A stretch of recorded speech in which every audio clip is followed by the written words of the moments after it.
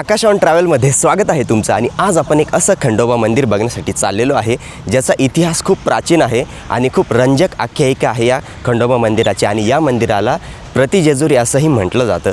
आणि हे मंदिर आहे पुणे जिल्ह्यातील खेड तालुक्यातील निमगाव दावडी या गावामध्ये। तर बघू शकता मी बाईकने चाललेलो आहे नाशिकवरून। जवळपास 170 किलोमीटरचा प्रवास आहे, मोठा जर्नी आहे आजचा।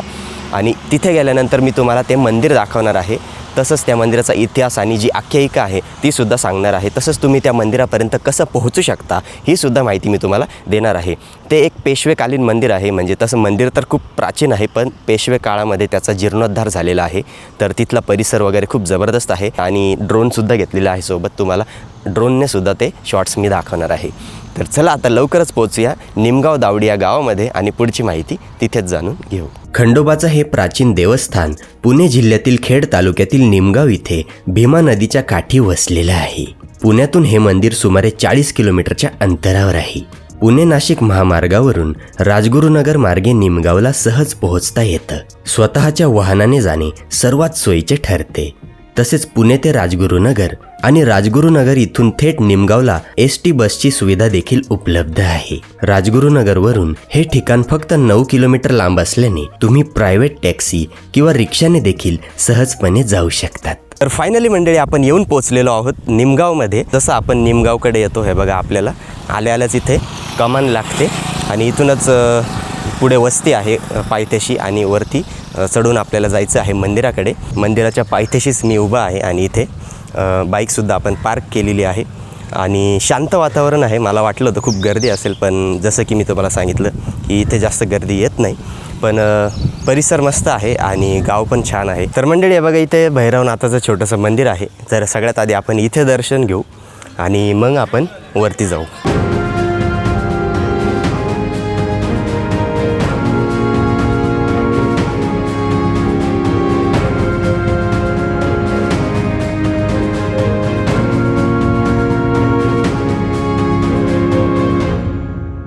तर मंडळी आता पायऱ्या चढायला सुरुवात केलेली आहे आणि हे बघा इथूनच आता सुरुवात होत आहे।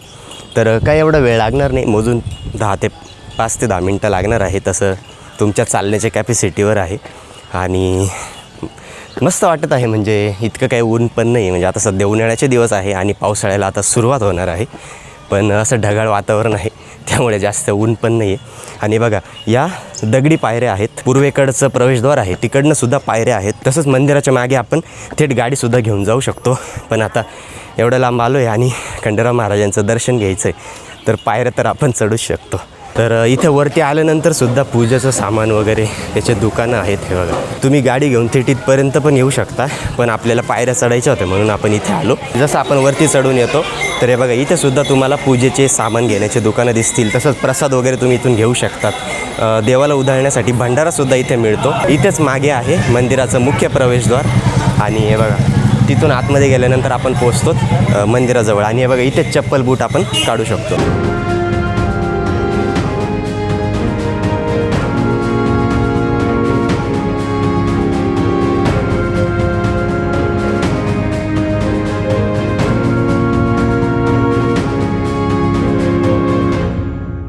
तर फायनली मंडळी आपण येऊन पोचलेलो आहोत मंदिराच्या आतमध्ये आणि हे बघा हे प्रवेशद्वार आहे।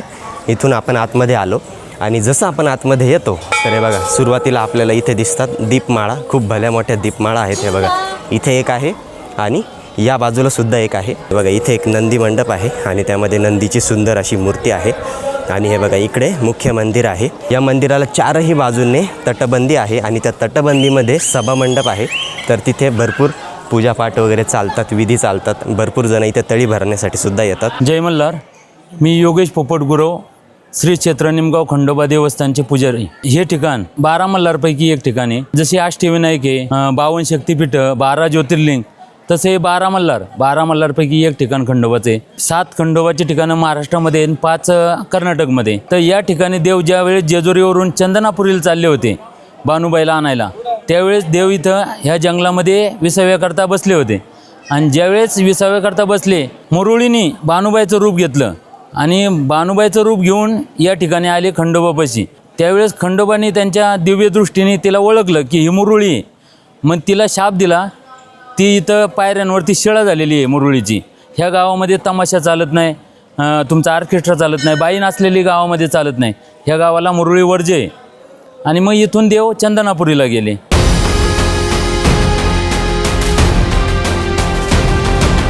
महाराष्ट्रातलं खंडोबाचं एक असं मंदिर ज्याला प्रतिजेजुरी म्हणून ओळखलं जातं. पुणे जिल्ह्यातील खेड तालुक्यातील भीमा नदीच्या पवित्र तीरावर वसलेलं श्री निमगाव खंडोबा देवस्थान. पण या मंदिराचं सर्वात मोठं वैशिष्ट्य इथे खंडोबाच्या परंपरेतील मुरळी प्रथा पूर्णपणे निषिद्ध आहे. इथे केवळ वाघ्यांनाच देवसेवा करण्याचा मान आहे. या मंदिराचा इतिहास तब्बल 600 वर्षांहून अधिक जुना मानला जातो. उपलब्ध ऐतिहासिक नोंदीनुसार 26 नोव्हेंबर 1424 रोजी इथे श्री खंडोबा देवाचं प्रगटीकरण झालं अशी श्रद्धा आहे. त्यानंतर पुढे मराठा साम्राज्याच्या काळात मंदिराचा विस्तार करण्यात आला.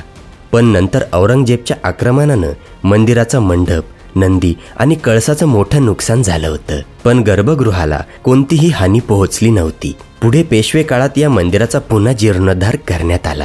इसवी सन 1738 मध्ये पेशव्यांचे दिवाण गंगाधर यशवंत चंद्रचूड यांच्या घराण्याने मंदिराला नवसंजीवनी दिली. त्यानंतर 1769 मध्ये बडोद्याचे सरदार मल्हारराव गायकवाड यांनी मंदिराभोवती भक्कम दगडी कोट आणि तब्बल 24 फूट उंच तटबंदी उभारली. आज हे देवस्थान महाराष्ट्रातील खंडोबाच्या 11 प्रमुख ठिकाणांपैकी एक मानलं जातं आणि दरवर्षी लाखो भाविक श्रद्धेने इथे दर्शनासाठी येत असतात. महाराष्ट्र शासनाने या देवस्थानाला ब वर्ग तीर्थक्षेत्र म्हणून मान्यता दिलेली आहे.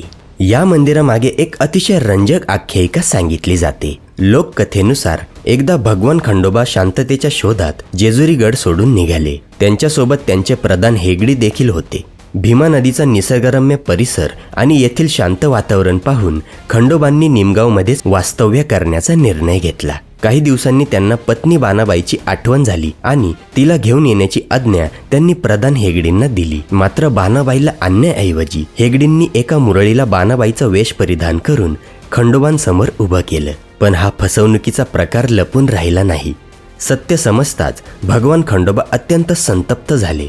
त्यांनी त्या मुरळीला या क्षेत्रात पुन्हा कधी येऊ नकोस असा शाप दिला आणि तिची शिळा झाली ही श्रद्धा आहे. आजही मंदिरांच्या पायऱ्यामध्ये असलेली एक आडवी शिळा मुरळीची शिळा म्हणून ओळखली जाते. याच आख्यायिकेमुळे निमगावच्या खंडोबा मंदिरात मुरळी परंपरा पाळली जात नाही. इथे वाघ्या मुरळीची जोडी नसून केवळ वाघ्यांनाच खंडोबाच्या सेवेत आणि भक्तीत स्थान आहे. नमस्कार, मी मनोहर किसन गोरगल्ले, श्री क्षेत्र निमगाव खंडोबाचा रहिवासी आणि या देवाचा एक मानकरी आहे. सोमवती अमावस्याला देव आंघोळीला जातो भीमा तीरावरती.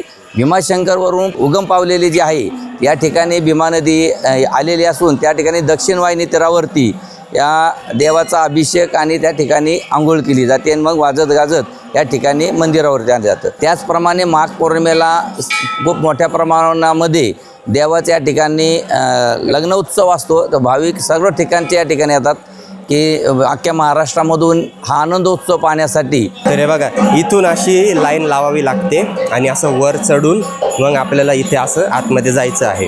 आणि हे बघा, हे मुख्य मंदिर आहे आणि इथून अशी लाईन आहे. हे बघा,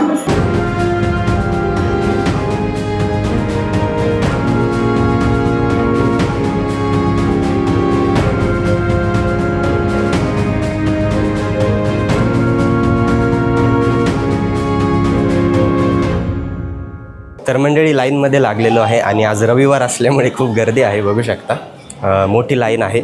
आणि आता आपण हे बघा प्रवेशद्वाराजवळ येऊन पोहोचलेलो आहोत आणि आता थोड्याच वेळात आपण आतमध्ये जाणार आहोत.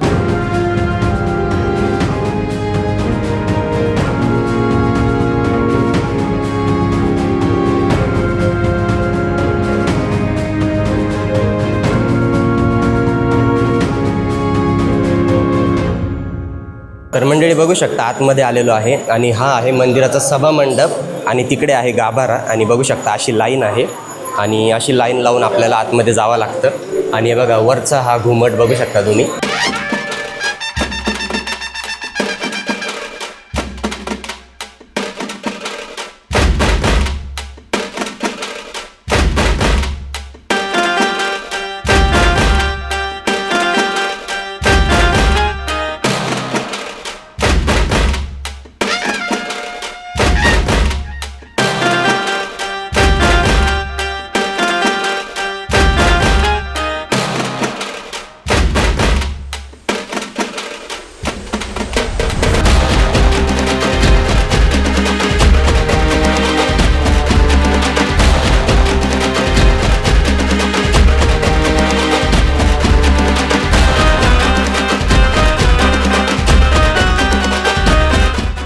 तर मंडळी, अशा प्रकारे निमगावचं खंडेराव महाराज मंदिर आपण बघितलं, तसंच या मंदिराचा इतिहास आणि माहितीसुद्धा जाणून घेतलेली आहे. आणि हे मंदिरसुद्धा मी तुम्हाला दाखवलेलं आहे. खूप मस्त मंदिर आहे. पूर्ण वाड्यासारखं, किल्ल्यासारखंच या मंदिराची म्हणजे बांधणी आहे, रचना आहे. तर आता आपण चाललेलो आहोत यमाई देवीचं दर्शन घेण्यासाठी, कारण की खंडेराव महाराजांचं दर्शन घेतल्यानंतर असं म्हणतात की इथे सुद्धा जावं लागतं. म्हणजे इथे आल्यानंतरच मला माहिती मिळाली, त्यामुळे मी आता तिथे जात आहे. तर इथून 10 किलोमीटरच्या अंतरावर आहे. आणि का बरं इथे जावं लागतं आणि काय आहे या यमाई देवीचं रहस्य, तसंच हे मंदिरसुद्धा ऐतिहासिक आहे. तर त्याचा इतिहास काय आहे, मान्यता काय आहे आणि मंदिराची रचना वगैरे कशी आहे, ती सगळी आपण बघणार आहोत, पण पुढच्या व्हिडिओमध्ये. कारण की ह्या व्हिडिओमध्ये जर कवर केला असतं तर हा व्हिडिओ खूप मोठा झाला असता. म्हणून त्याचा आपण एक सेपरेट सुटसुटीत असा व्हिडिओ बनवत आहोत. तर तो आता लवकरच येणार आहे. तर चला आता निरोप घेतो आणि लवकरच पोचूया आपण यमाई देवी मंदिरामध्ये आणि पुढची माहिती आपण पुढच्या व्हिडिओमध्ये जाणून घेऊ. जर तुम्हाला आजचा हा व्हिडिओ आवडला असेल खंडेराव महाराज मंदिराचा, तर व्हिडिओला लाईक करा. आणि जर तुम्हाला असे व्हिडिओज आवडत असतील, माझे कंटेंट आवडत असतील, तर चॅनेललासुद्धा तुम्ही सबस्क्राईब करू शकता. इंस्टा आणि फेसबुकवरसुद्धा तुम्ही मला फॉलो करू शकता. ID मी डिस्क्रिप्शनमध्ये देत आहे. तर भेटूया आता पुढच्या व्हिडिओमध्ये यमाई देवीच्या मंदिरामध्ये.